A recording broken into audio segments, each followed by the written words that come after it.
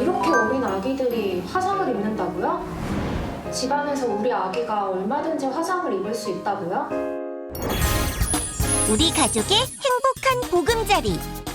하지만 안락한 집이 순간의 방심으로 그 어느 곳보다 위험한 공간이 될 수 있어요. 평생의 상처로 남는 영아 화상. 대부분 집안에서 일어나는데요. 그렇다면 불의의 사고를 막기 위해선 어떻게 해야 할까요? 영아 화상 사고 사례와 예방법, 그리고 응급처치 방법까지 알아볼까요?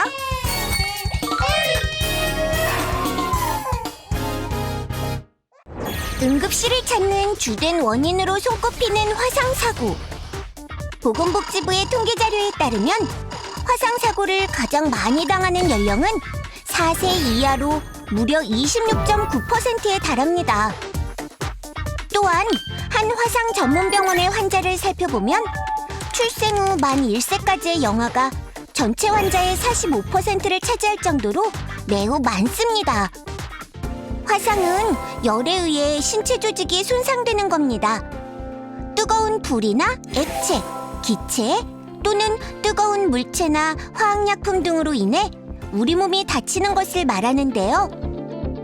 어린아이의 경우 어른에 비해 피부가 얇아 비교적 낮은 온도에서도 쉽게 화상을 입을 수 있는데요.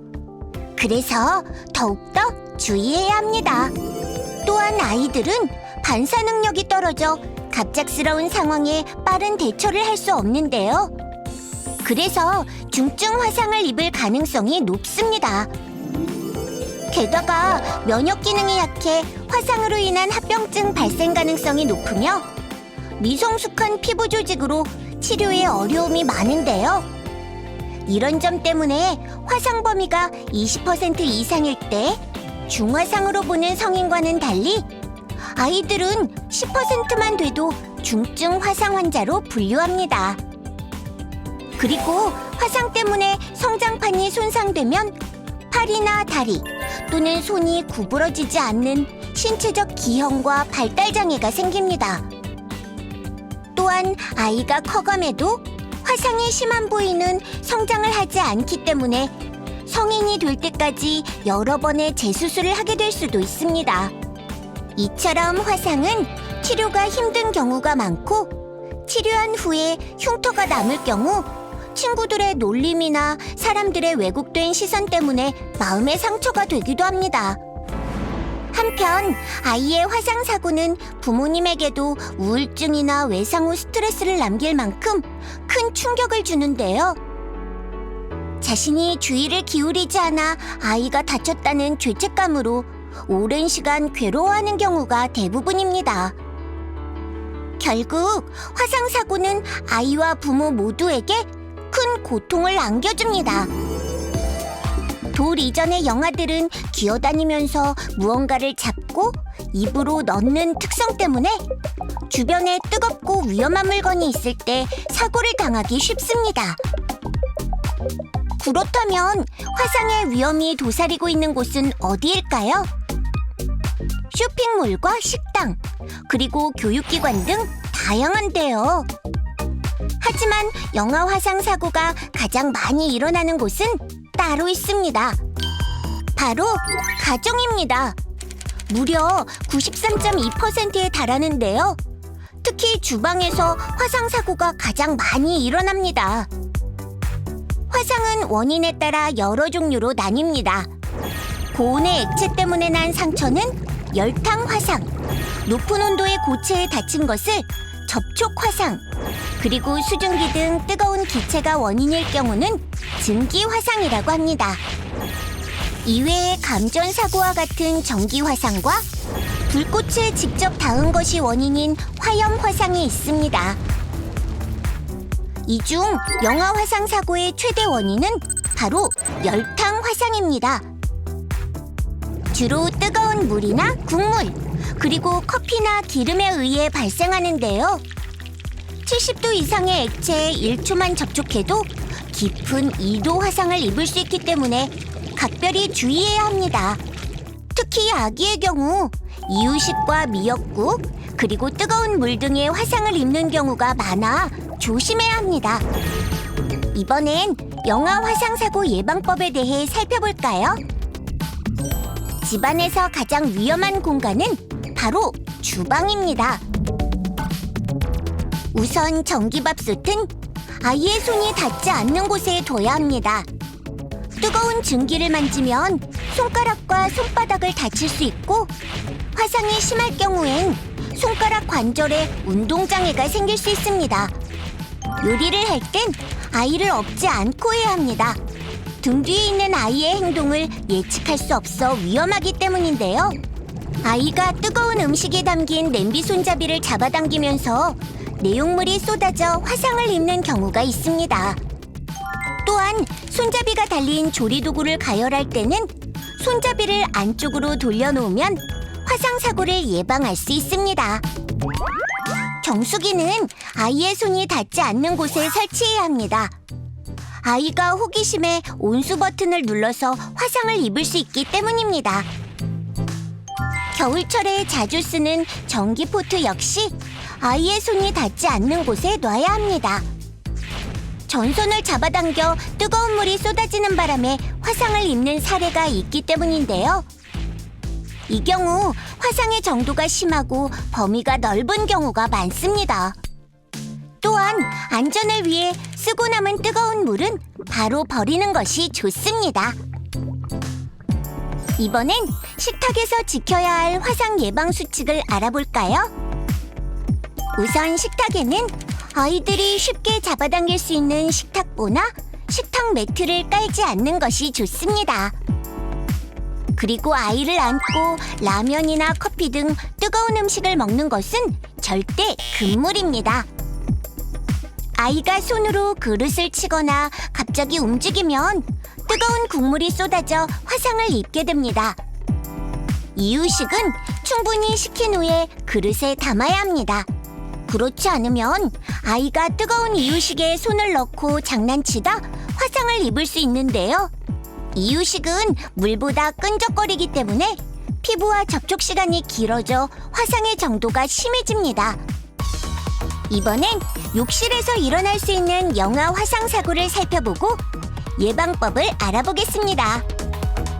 욕실에서는 아이를 씻기는 도중 갑자기 뜨거운 물이 나와 화상을 입는 경우가 있는데요. 이런 불상사를 막기 위해서는 욕조에 물을 받아 온도를 확인한 후 씻겨야 합니다.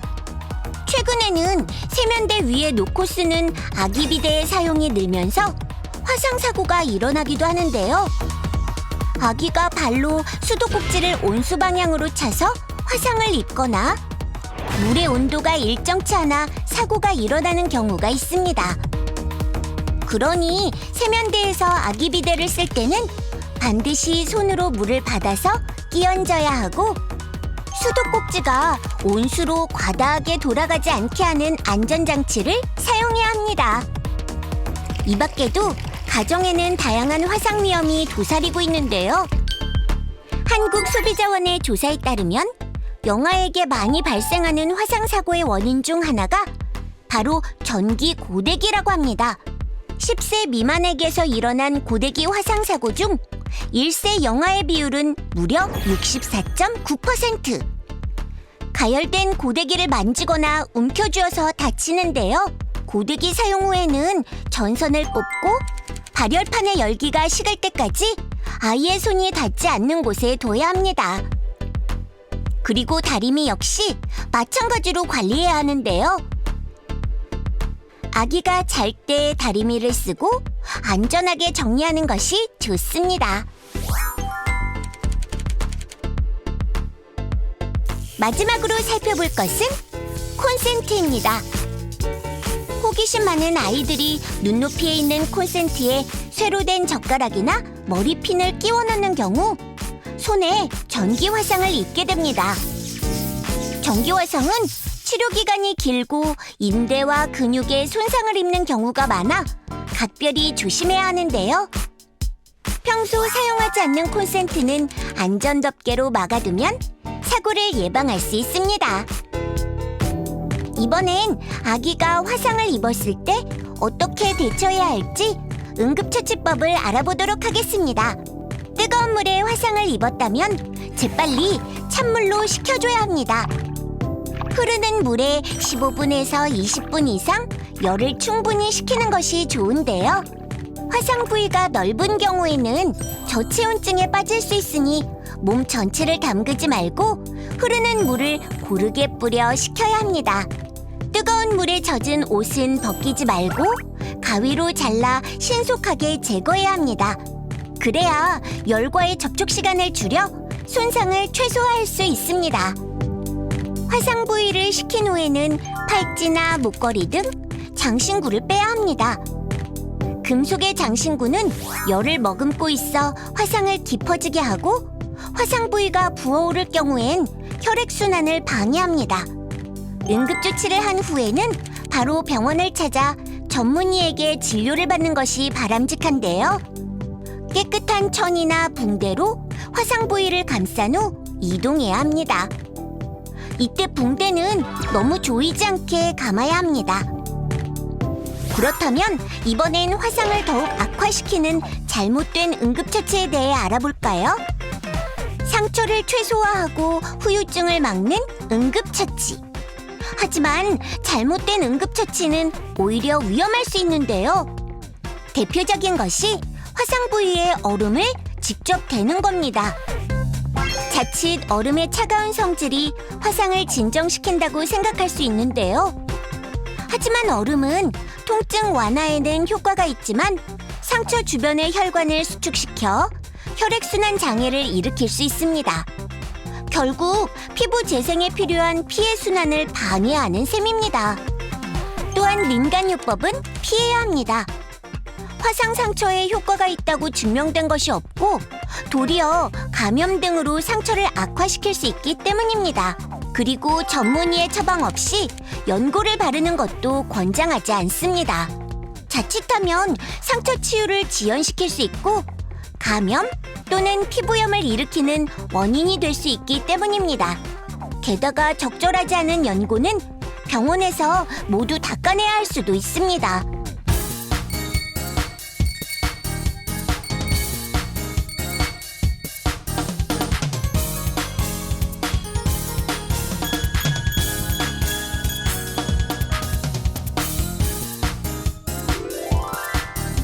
몸과 마음에 상처를 남기고 가족 모두를 힘들게 하는 영아 화상 사고.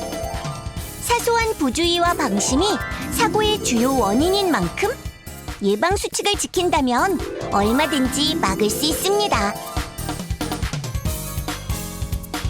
안전을 향한 관심과 실천. 소중한 우리 아기를 지키는 첫걸음입니다. 엄마, 아빠가 먼저 화상 안전 지킴이가 되어주세요. 보건복지부 지정 화상 전문병원을 소개합니다.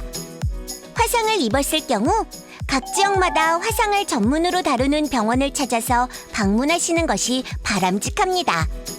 베스티안 서울병원, 한림대학교 한강성심병원, 베스티안 오송병원, 푸른병원, 베스티안 부산병원까지 모두 5곳입니다.